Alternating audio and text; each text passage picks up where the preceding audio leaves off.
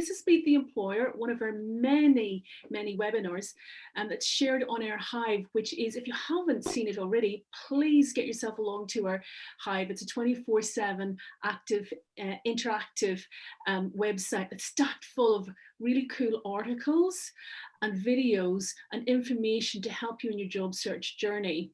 So before we get started, I did want to say a very big thank you to Sharon and Carolyn, who are helping us today with our captions and our BLS. So thank you very much for joining us. We really do appreciate it. Just a few things before I introduce you to Viacom CBS Networks, is that these webinars are really interactive. We value you sharing your stories and your experiences. So feel free to get on the chat box and chat to us. We will also have a formalized Q&A at the very end of this session. This is roughly about 40 minutes to an hour, okay? It is recorded, but you are not being recorded. Just myself and the panelists will be recorded. It will also be placed, as I've mentioned, onto the Hive so that we can make it accessible for all. Please let us know if there's anything that we can do to make it even more accessible for you. We really do value your feedback. Okay, so just wanted to do a quick check. We've got our captions all working and we're ready to go. Fantastic. So without further ado, I want to introduce you to Viacom CBS Networks International. So who are they exactly? Well, apparently they're one of the world's leading media companies with a portfolio of brands with shows that span every culture, every language, genre, and even every age group. Their network includes Channel 5, MTV, Comedy Central, Paramount Network, and much more. And their content is powerful stuff. In fact, their brands have been market leaders for the past decade and have reached more than 22 million homes in more than 108 countries. So that's pretty phenomenal. So guys, if you are all about cruising with Jane McDonald or Home and Away, God, I used to love Home and Away. I remember watching it in my younger years, like a little bit of drunk history. Love those MTV rock classics or blockbuster Paramount films. You will find a role that will suit your talents. So what I want to do is I want to introduce you to our fabulous panelists. We have Simon, we have Catherine, we have Orla, and we have Sophia. So I would like you all to formally introduce yourselves, your role, why you're all here today, and then we'll get started with some questions. So let's start with Simon. You're up first. Hello, I'm Simon Wright. I'm Head of Talent at Viacom International Studios UK. It's quite a mouthful. Basically, we are the in-house production arm of Viacom. So we make the programmes for Channel 5, Nickelodeon, Comedy Central, and MTV primarily. So we make things like MTV Cribs, Catfish UK, everything with Jane McDonald. We're doing Cruising with Susan Calman at the moment. We do Secrets of the Royal Palaces. We've got The Great Escape on at the moment. We've done lots of things with royals, with chocolate. We did The Wonderful World of Chocolate. We do a whole range of really interesting stuff. And I just really wanted to be here to connect with this audience and also to kind of just celebrate the stuff that we've done and also talk about what we're trying to do kind of moving forward to just attract a more diverse workforce and also to get great people on board to work on our productions, really. Fantastic, thank you so much. What I'd like to do now is, Catherine, if you wouldn't mind just introducing, your full title and why it's important for you to be here today talking to the Evenbreak candidates. Sure. Hi, everybody. So I'm Catherine Pereira, and I head up talent acquisition, otherwise known as recruitment in the UK. And the reason why we're here really, collectively as well, but from a personal standpoint, is to really showcase and share some of how we go about our hiring, how we can help and support people who are interested in finding out more and coming into process.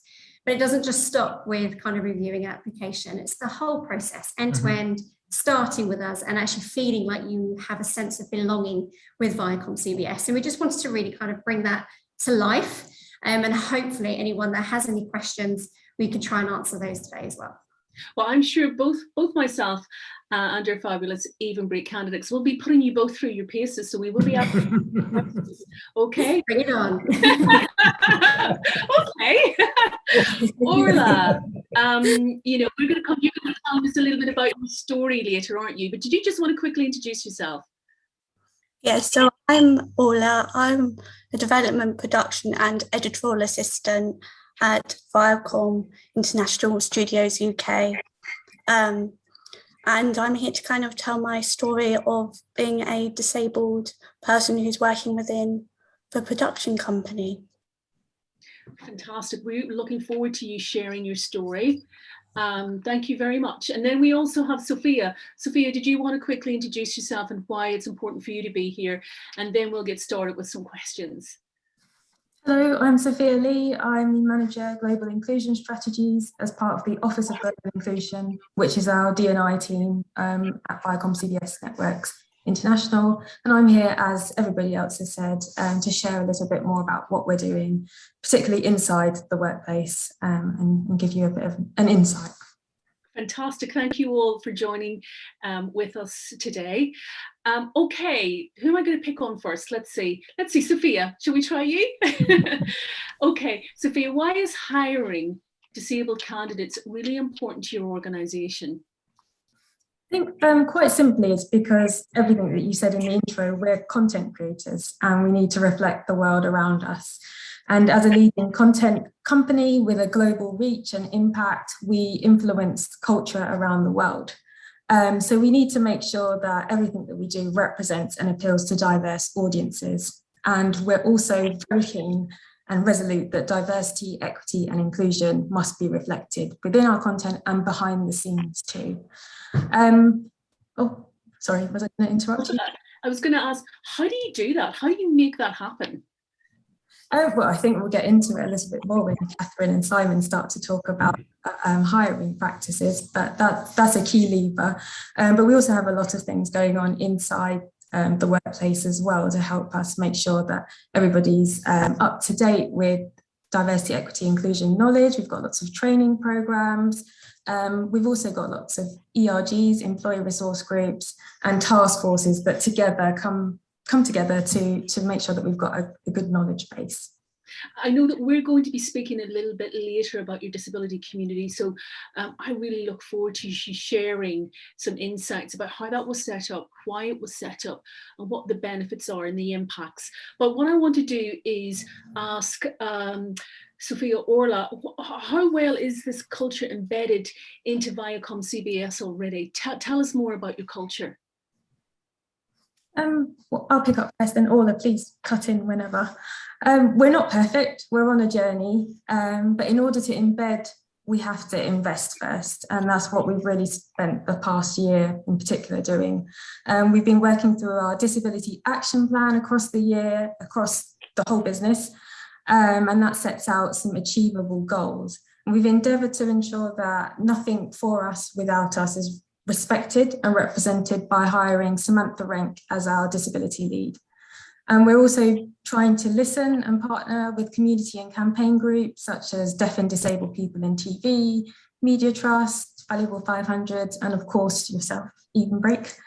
And we've had lots of training sessions, we've had BSL sessions as well. And really try to ensure that this disability conversation is part of our everyday and people are becoming more confident in the way that they talk about disability. Fantastic. It's really lovely to hear you also, Sophia, talk about community outreach, really reaching out to the broader community, because that's so important, isn't that? Everyone can be involved in making a difference. Yeah? Yes. Okay. Orla, did you want to add anything to that? Yeah, what I found is when I entered the company that whatever level you're at, if you're an entry-level position or you're higher up, people will listen to your voice. They want to hear your view. If you have a disability, they want to hear how we can make it a better environment for you to work. Brilliant, thank you. I know we're going to be coming to you a little later, and you'll get an opportunity to share with us how you were able to share your voice through some fabulous storytelling. Okay, I want to go to Catherine and Simon. So here's a big question for you both. What roles are you currently recruiting for? Share with us, because I know that you're not just a media company, right? You're a business, you run a business. But tell us the extent of the roles that you are currently recruiting for, and what level of roles are available. Sure. Shall I go? Yeah. I think Catherine and I are both kind of different sides of the business. So I'm very much production. So my roles are very kind of fast turnaround, shorter contracts. So I'll bring people in to work on, say, Cruising with Susan Cowman, and they'll be here for 6 weeks throughout the whole of that process. And then we might move them on to another production, or they might go to another company. Catherine deals with more kind of permanent, more longer term roles across roles outside of production. So for me, I'm looking for a range of different roles. It's suddenly gone very busy. So I'm looking for things for, we've got some new documentaries that are coming up. We've got one about Terry Wogan. We've got some that are about some new royal documentaries. We're doing a whole new series with Jane McDonald at the moment. We're also crewing up for Catfish as well at the moment. That's kind of about it. There's probably going to be some more kind of other delights, some more Christmassy type things that will come up. But for me, it's very kind of fast-paced in production as well. And I think for me, it's about finding talent and nurturing talent and knowing when people are available. Because I might need somebody tomorrow, I might need somebody on Monday. It's very rare that I will have a long lead up to finding somebody. And that can work, really well in terms of getting people on board, but it's also about availability as well. That's a big thing for us as well. Simon, can you give me an example of the sort of production roles that you're looking for? Of course. Just to give us some sort of idea of the kind of, the diversity role that you have. So there's a whole range. So we've got everything from kind of runners and production secretaries who are like entry level on a production to the kind of production management route. So production managers and production coordinators, they are the logistics side of production. So they'll be responsible for budgets, making sure people get to where they need to film, accommodation for people when they're filming, dealing with on-screen talent, making sure they've got all they need, Jane McDonald's got the right outfit, or she's in the right place at the right time. And then we've got the editorial side of things, which is everything from runner, researcher, assistant producer, series producer. They shape the program. So they write the program, they film the program, and then we go into the edit, and we've got editors and edit producers that stitch it all together in the edit. And I think what's been amazing actually this year with the pandemic is we've been able to hire people wherever across the country, and some people have been abroad that are the best talent because everybody's been working from home. So that has really opened up our talent pool. So we don't have to say everybody needs to be in our office in Camden. We can have people wherever. And I think that's also helped in terms of increasing our disabled talent as well, because of the accessibility of working from home and the range of different roles that we've had has worked really well for us in that respect. Yeah, fantastic. I think you raise a really important point here. The remote working, it does open the talent pool for employers, but also for our candidates. They can work anywhere, even though they're working from home. So they can work, for example, I'm here in Newcastle, but Evenbreak's based in London. Right, so it's a two-way street. It can help both the job seeker and also the employer. My goodness, we seem to be mentioning Jane McDonald quite a lot. I love her. It's just me. Sorry. I can feel your love for her. We might even get her name in once more before the end of the show. Let's see if we can do that. Okay, so I wanted to move across to you. Can you tell us a little bit about the sort of roles you do? Because it sounds as though these are a different kind of kettle of fish. Definitely. Yeah, absolutely. So like you rightly said, we are also a business with business roles. And the permanent and the fixed term contract side of things is equally as busy as Simon. So we're generally a very busy team. But the types of roles we generally recruit are so broad. So whether you are interested in kind of a continuation from Simon's side of things, your production coordinators at kind of entry level type roles, we always seem to have some of those roles kind of coming through, junior creative type roles, designer roles, a plethora of marketing related roles. So marketing is one of our biggest areas in terms of hiring. So social video editors into kind of more management roles within those creative kind of spaces, but equally on a business side, so strategy, thinking about research as well, data analysis. We are moving more and more into digital, and our streaming platforms are growing. So the talent that we need, isn't necessarily what we've had up until now all the time. It's new skills that are out there and not necessarily always that we currently have. So digital marketing, growth marketing, again, at various levels, from kind of quite early entry level through to manager and senior roles. So there is a real opportunity depending on your skill sets. And what we tend to kind of need, if you have an interest or a passion in TV, that equally goes really important into how we look at people. It's not always about having all the skills, because things evolve. Our industry is changing and evolving. And actually, sometimes it is very much around the soft behavioural side of things. So your collaboration, our values really make a real big part of our processes. Now, we probably will come on to process, but there's soft skills as well in partnership with some of the skill sets like Photoshop, if you've got Adobe Suite, those kind of core skills that a lot of our employees will have based on the creativity of the roles. But equally, if you're moving into a legal team, there's a different kind of experience needed, legal understanding, experience, passion for TV, media, collaboration, all things that we kind of want to work with. But equally, when it comes back to one of the purposes as to why we're here today is around that inclusivity piece. We want our employees to, one, feel included, but also adopt inclusive nature. So we absolutely want to see that in those discussions, in our conversations. So it's not always just about skill. There is a personal behavioural element to what we need from our roles. You mentioned values.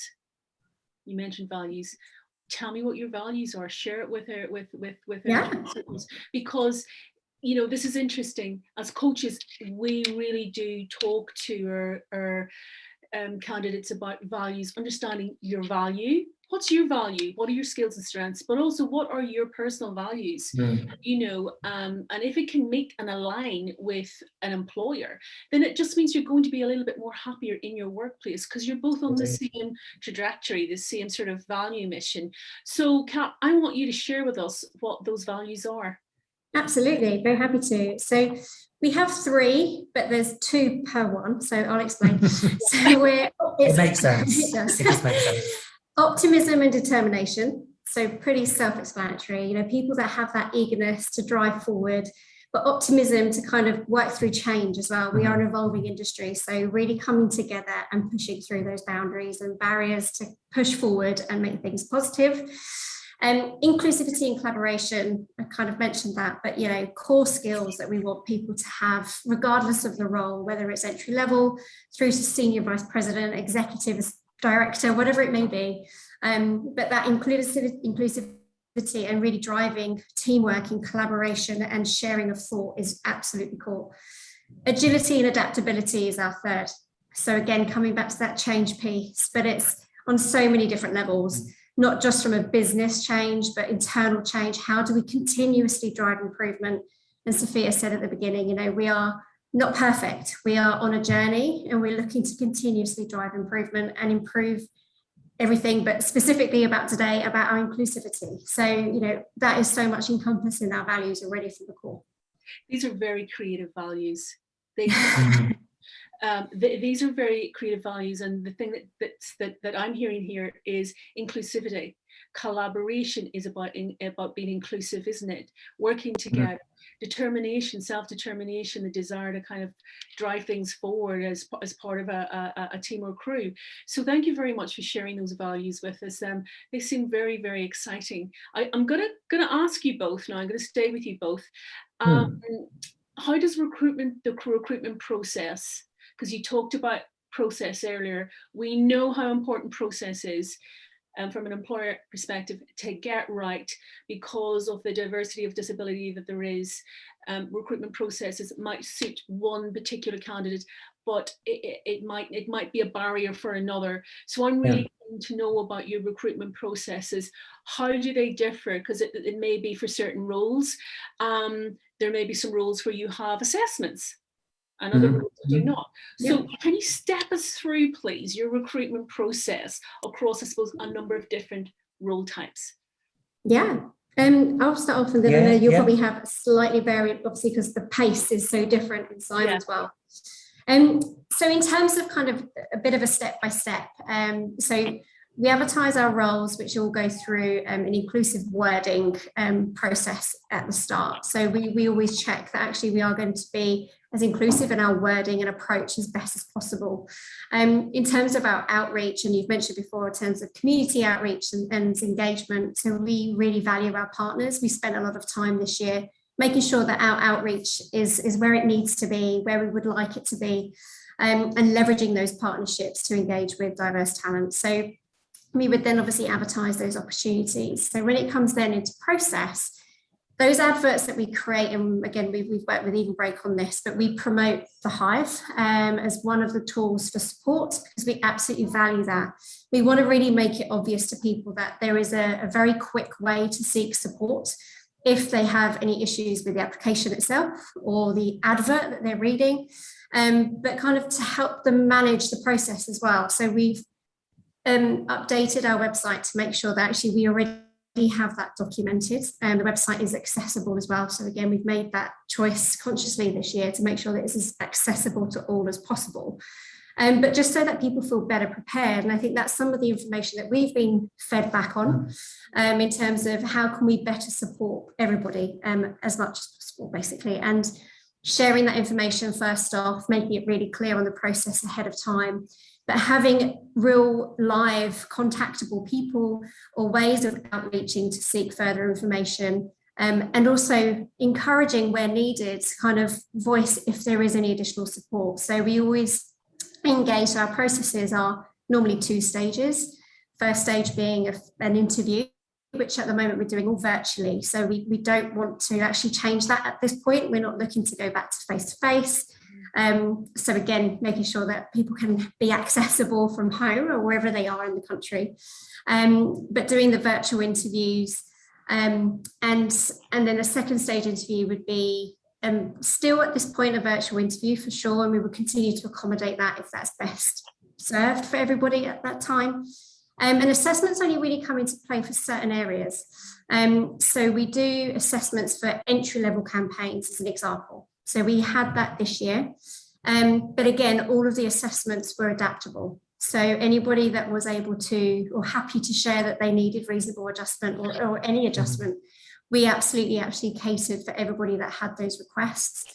And we will continue to encourage that regardless if there's an assessment or not. So, you know, that is absolutely there. We encourage people to come forward and share anything we can do to help them in that process. Okay. I've got a scenario for you. I've got a scenario for you. You ready, Kat? Go for it. So I have a disability and I'm struggling with your initial process. If I said to you, can you accept my CV and covering letter in lieu of everything else I need to do? Is that acceptable?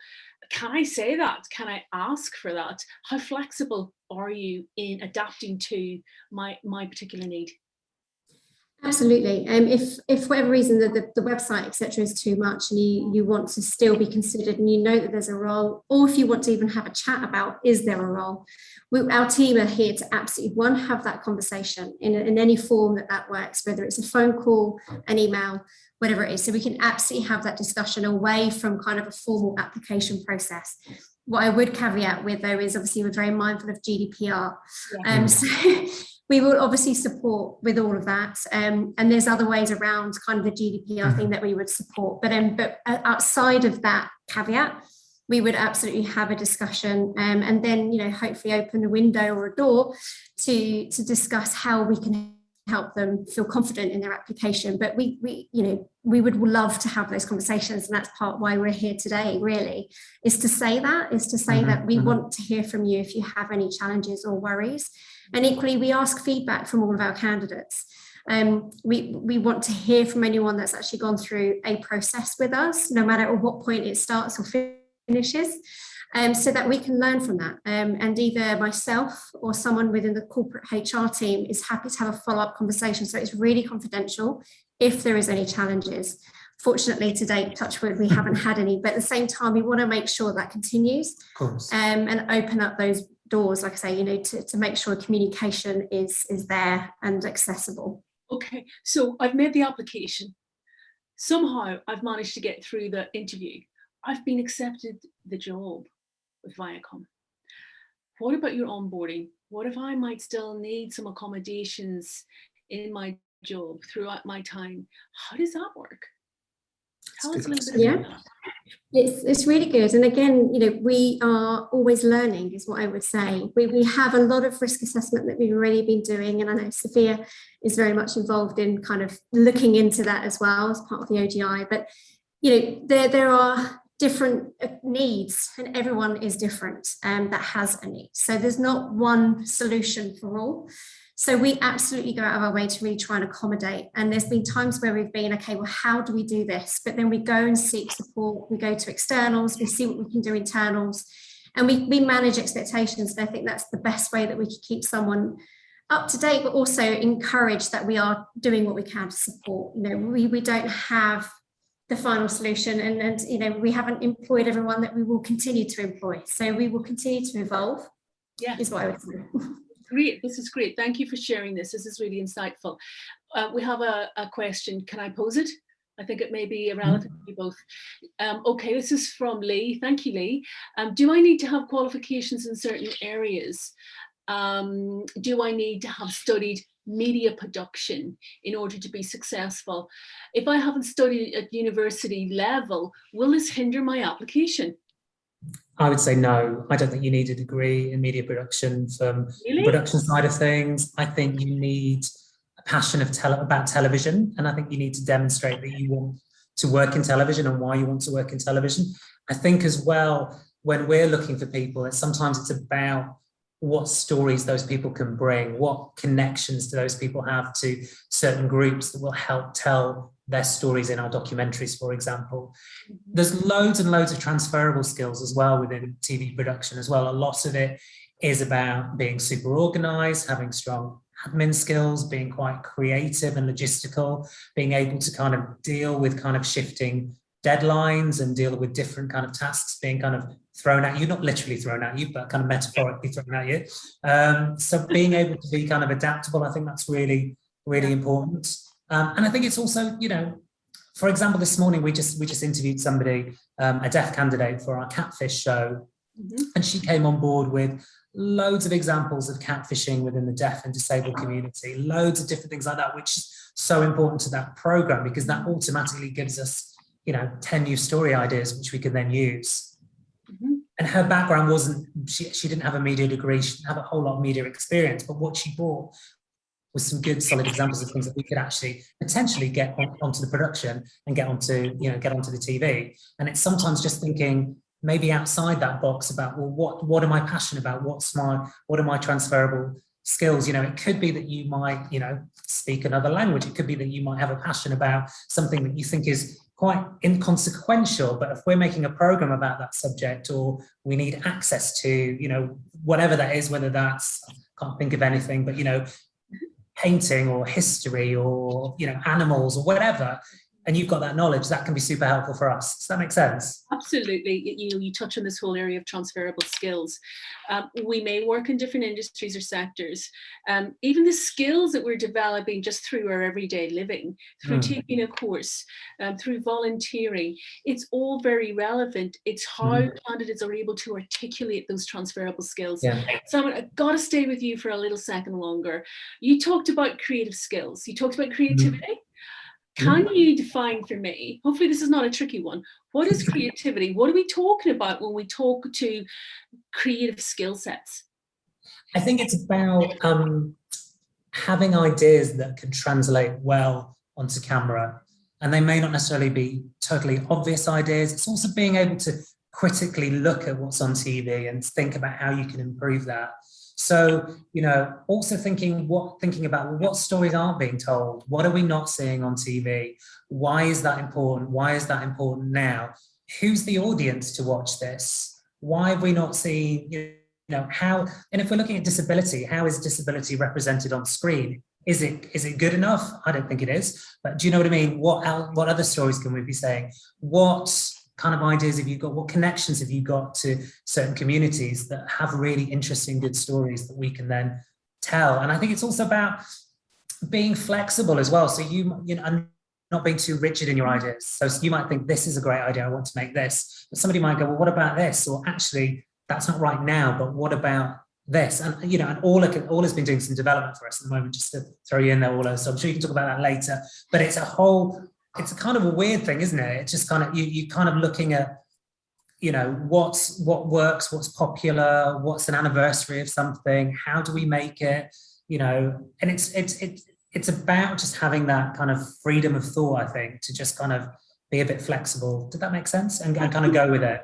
Absolutely. I mean, you've just given us. It's not so prescriptive, I would say. It's not like this is creativity is one thing. Yeah. It's about being agile. You mentioned earlier about being agile, adaptable, flexible, open mindset, growth mindset rather than fixed, you know, divergent thinking. Because creativity can also be about the fact that we can all come together, have different ideas. Our brains might be wired differently, but we can come together through collaboration and do some great brainstorming. The perfect example you just described with that lovely young lady that you interviewed this morning. Yeah.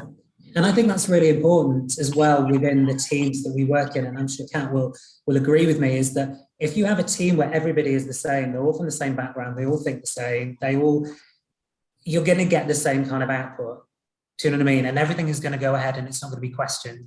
If you've got a range of different people from different backgrounds with different ideas and different thoughts, you're going to get better programming, in my opinion. You could get diversity. It's representative of what's out there. Absolutely, and it represents the people of the UK. So, you know. Yeah, so fantastic. I want to go to, thank you both. We may come back to you if we get some more questions. I think that we will, because I know the recruitment processes are really biggie for our candidates. But I do want to introduce Orla again. Orla, welcome back. I would love if you could please share your personal story or your personal experience of working at Viacom CBS and what accommodations did you receive and what has the positive impact been on your life? So it's been an incredible place to work. And one thing that really attracted to me when wanting to work at this company was the fact you could be yourself. And you know, you can be as open as you want about your disability. You don't have to say anything you don't want to. And in my first week, I was asked if there was any adjustments I needed. And I was asked also if I wanted to join the disability working group, which was something that I really wanted to get involved in. Fantastic. You mentioned there about you could really be yourself. Did you feel that you could not be yourself prior to working at Viacom? And what difference is this? Is this giving you some sort of like liberation or some sense of not needing to hide or mask anything? Can you go into that in a little more detail for us? Because I think that's important. Yeah, so this is actually my first ever job working in TV. And I had this view that, I shouldn't really talk about my disability because people will judge me, think I can't actually do the job, which now I've realised isn't true.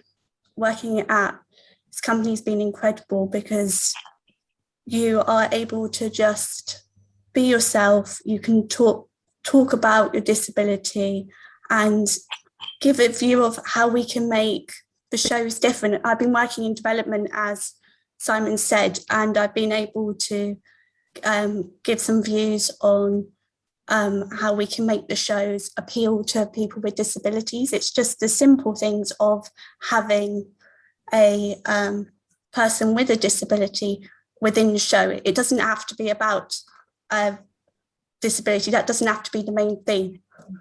If we have someone who's disabled within the show, then we can attract people to come and work in the company and want to watch the shows. And it's great to have voice heard within the company. Being an entry-level candidate is I was not expecting that. I thought it would be 5 years' time until I get a chance to actually have this opportunity to give my views. Fantastic. And you're getting to give your views here today so elegantly, so thank you.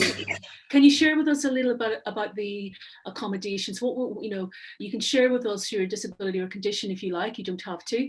But what were the accommodations that you received, and what difference did they make in your working life? So there's two main things that I have been given to help me work, and one of them is the speak to text technology, so I don't have to type all my emails or the work I have to do, because I can get quite tight and stiff. So that's been incredible. And I was asked that within my first week. I asked, is that something I can have? And it was done within 2 weeks. I thought it would be a month or 2 months till this was sorted, and it's made a huge difference. And the other thing that has been sorted out is going back into the office. We're now going back in, and I was very nervous about carrying my laptop in every week. So I asked if I could have a desktop within the office, and I didn't have to carry my laptop in at all. The desktop's there, it's working for me, and I just was amazed. I was like, wow, I can't believe that actually this is happening. This is what I dreamt working in a company would be like. I'd never worked in a company before. I was very nervous. I was like, what will working in a production company be like? And this is everything that I dreamt it would be, and even better. Fantastic. I wanted to ask you about self-advocacy. The importance of being your own self-advocate, knowing who you are and what your needs are, not just the challenges that we have, right? And it's our job, do you think, to share with the employer who we are, all of us, not just the challenges so that we can get supported with accommodations, but also sharing our strengths, because often through our disability or our neurodiversity, we're able to demonstrate our strengths. We're more resilient. We have to think creatively and you know, be a little bit more divergent in our thinking and smash through those problems. Can you talk to us a little bit about that, about your strengths, please? I feel my strengths of being able to think differently. As you say, having a disability, you have to problem solve. I've always had to think differently of how I'm going to do an everyday task because I have less movement on my left side. So I feel I can bring that to the workplace. And I've realised that actually your disability is your difference. If you feel comfortable in saying you have a disability, you don't have to say what it is. That's not what you have to do. But if you feel comfortable in saying, I have a disability, that is your difference. And we should all be proud of our difference. And that's what working here has really shown me, that be confident in yourself. I am a person who can do a job, but I have a disability and that's part of me. And that's how part of my strengths come from, being organised, having to think differently. And that's what I've noticed. And so have we, sharing this conversation with us. Tell us a little bit about your role. What do you do? So I work on making the TV shows. So I'm working in production. I've done a bit of development and the editorial side, being creative, doing the research. So I've been doing a bit of fact checking and kind of the production side, helping organise flights and doing call sheets. So I'm kind of been doing a variety of tasks. You know, I think you're being modest, Orla. You've done a lot more than that. a lot. I've done a lot, yeah. But you're going, my God, you've just rhymed off about 20 different types of skills here. All in like two nanoseconds. But that's lovely because obviously you thrive in a fast-paced environment and you're agile. that was something I was actually quite scared about, was having a disability, being able to work in a fast-paced environment. But what I've noticed is working here is you are, that's okay, you can adapt and very much listen to how you work, because I have like hidden disability people don't really notice, and you know, my processing is a little bit slower than my output, so speaking sometimes be a bit more slower, but working in I've noticed I haven't struggled because the people I'm working with are very much open to the adjustments I need, and that's something that is incredible. It's just fantastic and makes me enjoy my work even more. We've got a question that's come in from someone, and it's for you. And the question is this: what is your top tip or top tips for someone who might find it difficult or challenging to be able to express the accommodations that they need and they really want to?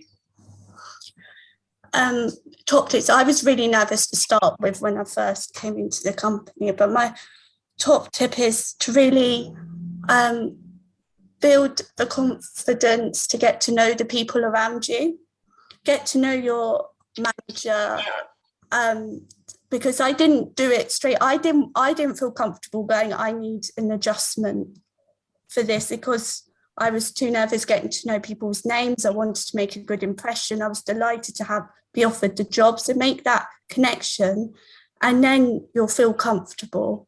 And you know, just no one's going to judge you. It's in your head, and sometimes that people will think different, but you can't do something.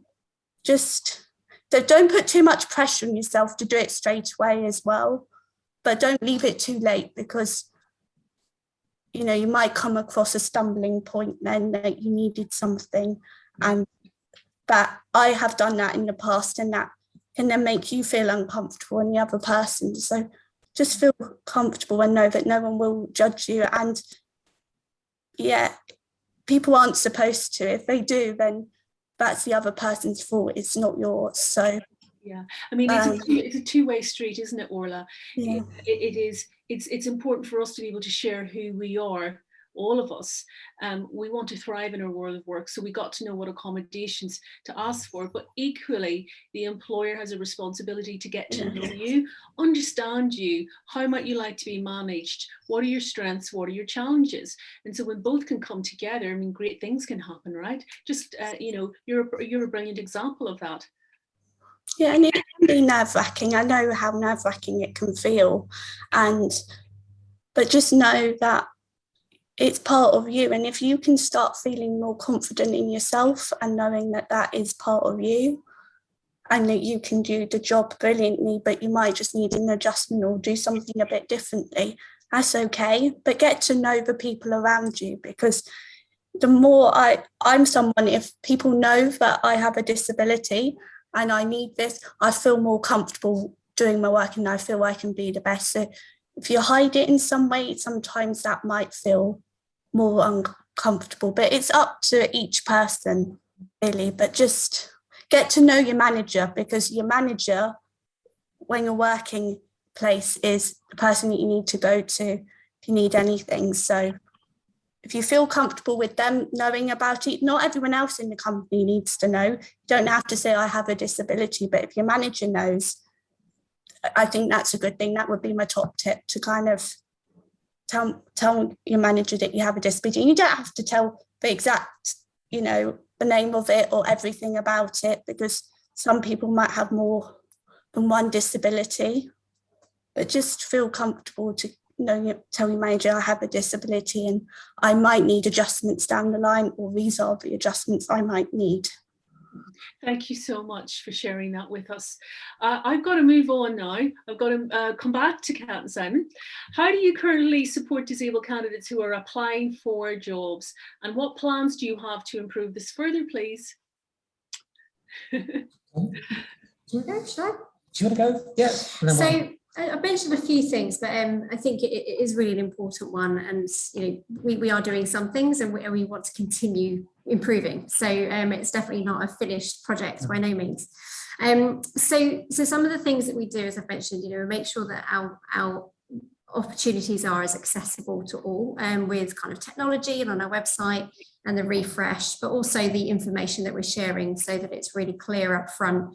One, what the requirements of the role are. Two, what are the basic needs? And again, it's not to kind of, there are essential requirements for roles, but they are quite broad, and some of those aren't always technical, they are behavioural again. So it's really making sure that that's really clear, but also making it really easy to make contact with us, because we know that there can be really real challenges in trying to find someone to speak to, and then you kind of call up a reception sometimes and you end up getting lost. So we want to make that piece really easy. So we do that.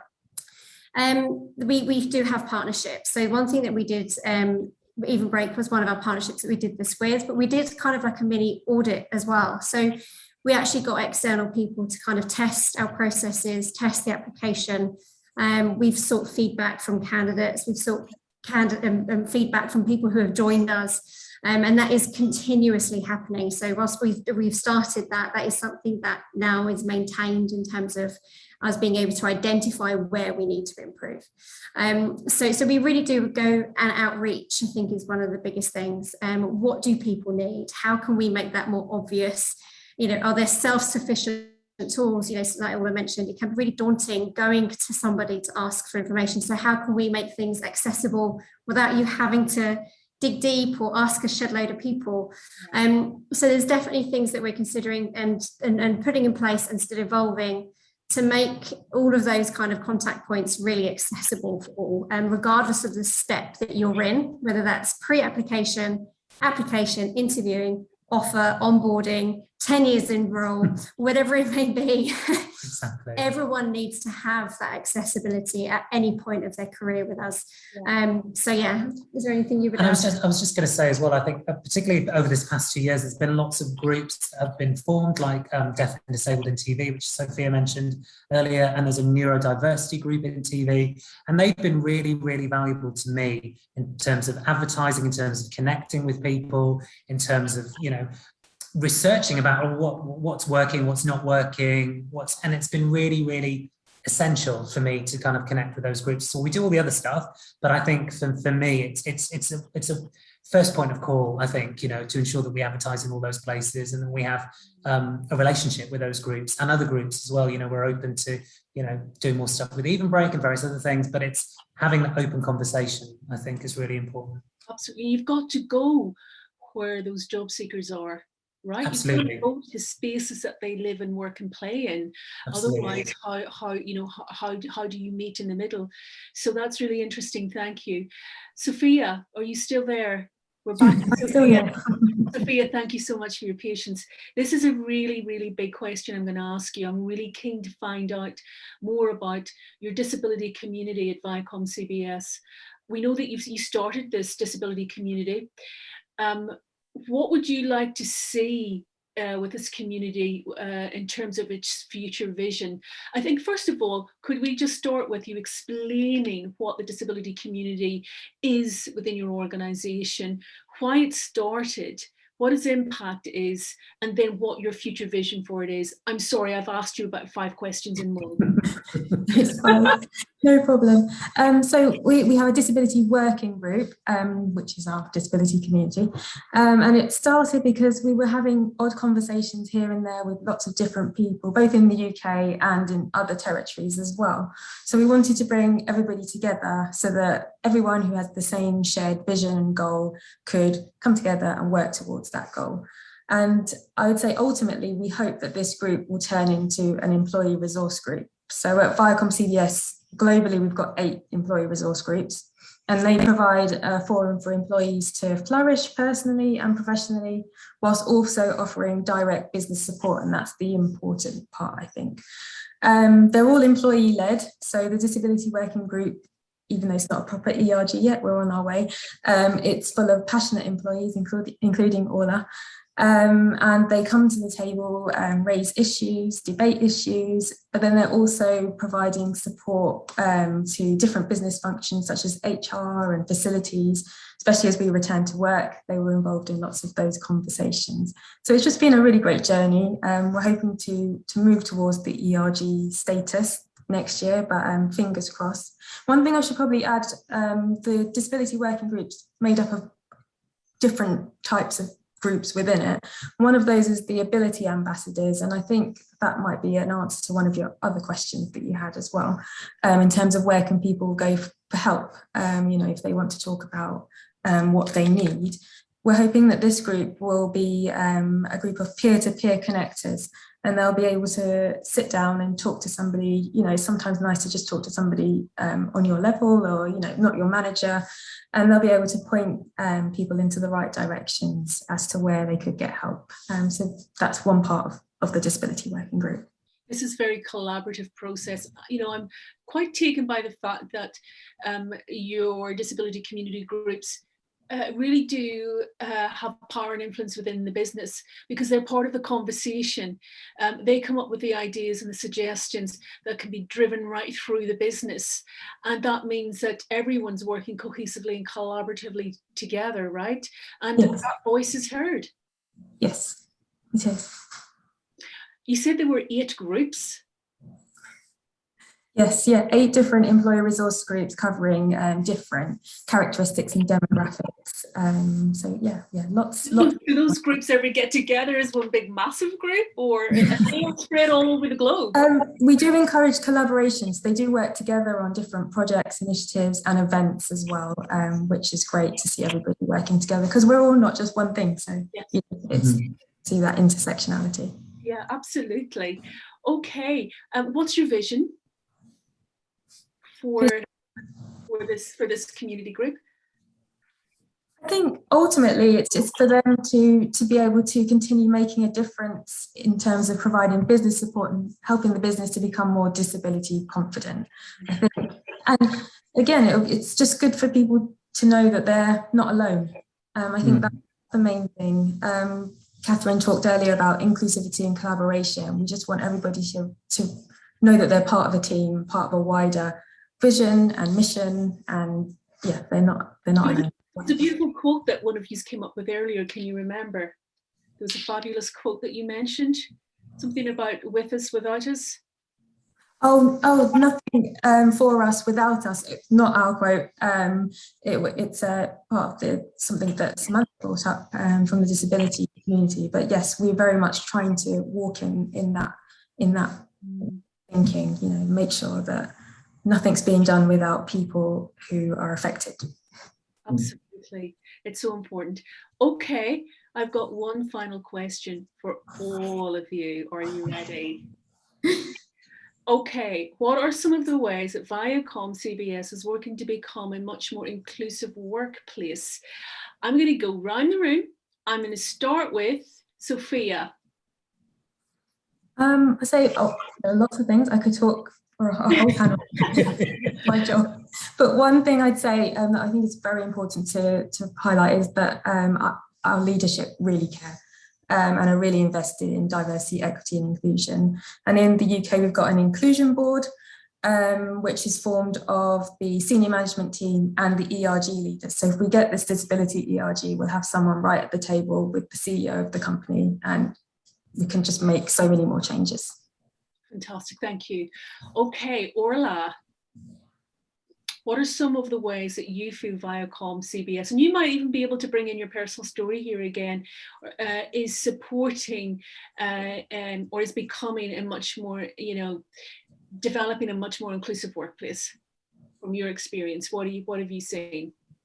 What I've really noticed is, so being part of the disability working group, is that we have an open discussion. It's a very safe space of what might need to be adjusted, what we might need to do to make the place a better working environment. And then what's actually said is then done. That's what I've noticed is, so for instance, Inclusion Week was a fantastic, we discussed things that we could do, and then there were so many different online webinars. So that's something that I've really noticed is it's not just a discussion, things are actually being done. And also then going back to making the shows is having your voice heard with for instance, me, I have a disability, and the really wanting to have more talent on screen in those discussions in development meetings, which is amazing because that's something that I do feel needs to be improved or in TV in general. So it's great to see that at Viacom they are wanting to start that, and hopefully one day we'll be there where it's something that's just part of the TV in general. But it's great to see that it's really the conversations started, and that's all. What I would love to see is having more conversations around disability. It's fantastic working in a company that is so open to this. It's not just being discussed, it's actually being done. Yeah. I am actually so proud to actually work for this company, because if someone with a disability came up to me and said, would you recommend coming here? Do you feel like it's a safe space? Do you feel that you are being listened to? I would say just to apply. Mm-hmm. That's not because I work here, it's because that's what I believe. Mm-hmm. Okay. Yeah. Can I ask you one last question? What is your vision for yourself at Viacom? Well, I would love to continue to help get more disabled contributors on TV while making the shows. I would love to give my voice. My brain's getting a bit tired now, but kind of get my voice heard more and just continue making great TV, because at Viacom we make great TV and I love the shows, and that is kind of my vision, is to continue being that different voice, be that difference, which is something that I was so scared of being, tried to fit in, being like everyone else. But here I'm really excited to just hopefully continue working at this company and doing incredible TV shows and being the representative, being the voice for those disabled people who want to see themselves represented. I want to be that voice for these people. Fantastic. I can see that you're going in such the opposite direction of where you were before you came to Viacom. I really am. I feel like a different person. I feel so confident, and it's something that I've been so scared. I've never wanted to talk about my disability and how I've been able to work. This is like a huge step for me as the person itself, coming on this webinar and kind of giving my experience. I'm so nervous, but it's down to the company itself to help me give this confidence to do it. And everyone who works there, like Simon, who's one of my line managers, and Kat and Sophia and Wincy, who just been fantastic, and everyone who I'm working with. It's an amazing place to work. I would recommend just applying, because I didn't think I would get in. I went, I'll apply. I really love the sound of the company. Their values is what I thought is the thing that I wanted to do, my values. And okay, well, you convinced us, Orla. Let's go, guys. We're going to start applying. Get onto that Evenbreak website and start applying to Viacom right now. Because it is a company that does actually use its values. It's not just saying it's a disabled, if you have a disability, come and work for us. We are a great place. They actually do live their values, which is incredible. Thank you, Orla. Okay, Simon and Kat, you get the last say. Of course. I think in terms of, I agree with everything that everyone said, but I do think it's the listening piece. Mm-hmm. As a company, I think we are really valuing the need to listen and the want to listen to our employees, but also to what actually our external partners are also sharing with us to make sure that we are pushing forward all the time. So it's not just in one area. We're talking about inclusivity as a whole, and I think that is one thing that we've been really good at, but we are just getting better at as well. And then kind of bringing everybody on board. So this isn't something that's coming from top down. There is investment from top down, but it's employee led, like our ERGs are.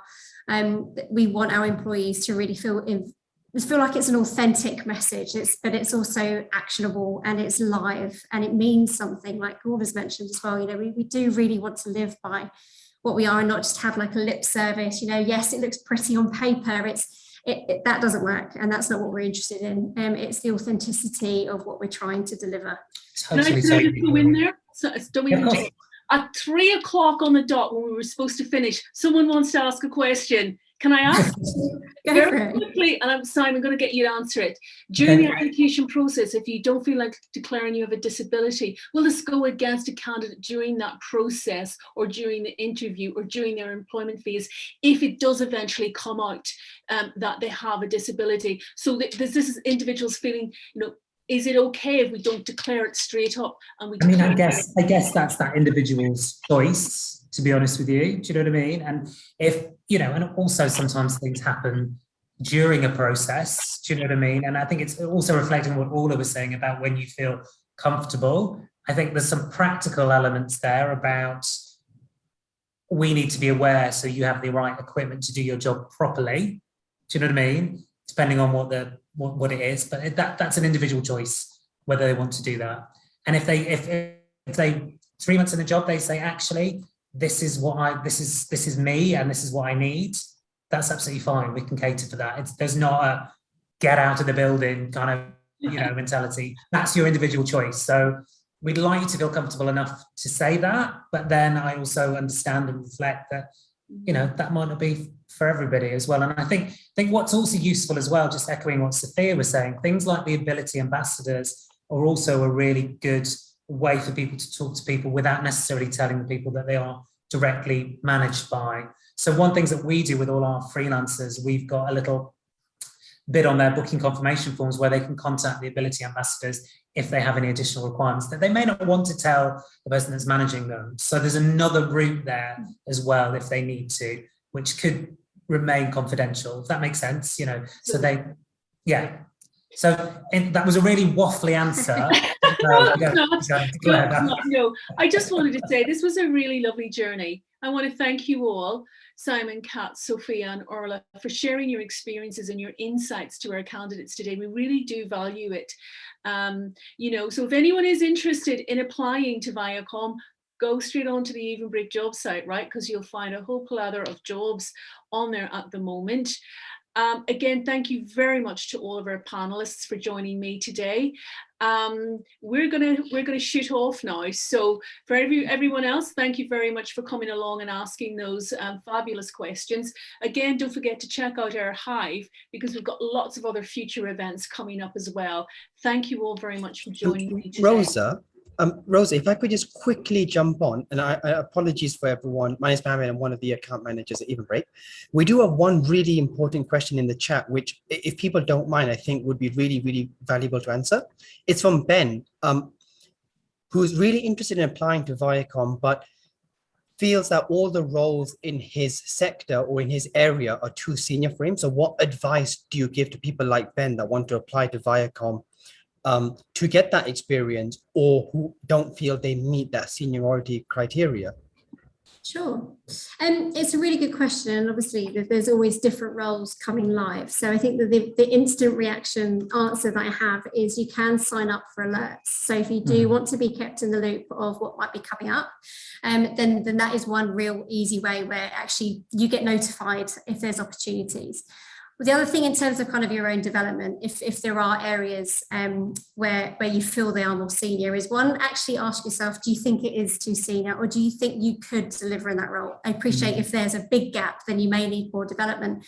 But one thing we don't want people to automatically discount themselves on is if they're not sure, but they don't feel they're confident enough to go for it. I think always try, because you never know. But what I would say is if you are pushing for that step up role, is make sure your CV really highlights the key things that actually that spec is actually asking for. So if you've got some good insight, or if you've had even a little bit of an experience that suggests you're ready for that jump, or you have the mindset to take that more senior role, then to make it more obvious in your CV. And I always say this to everybody, but tailor your CV each time you make an application, tailor it to that role that you're reading that's interested you, because that's going to really help you stand out. You know, in the day, hopefully the specs will give you an idea of the areas that you also need to develop. And maybe there's conversations with your current manager, or maybe there's some courses that you may look into as a result. And equally, if you wanted to find out more, our TA team are here to answer some questions. If you wanted a little bit of a guidance, then there's another avenue to kind of find out more information. Great, thank you. Any other questions in the chat? I think we've got them all covered off, Mohammed. Yeah. There's one more around remote working, but we've covered that earlier. And yes, there is remote working opportunities. And if you want more information, please do watch this video back, which will be up on the Hive very, very soon. Thank you, everyone. And thank you, Rosa, Simon, Orla, Kat, Sophia, and everyone who works in the back end of these events to make them successful. And please do join us for our next Meet the Employer event and watch back all previous ones on the Hive. Thank you, everyone. Thank you. Bye.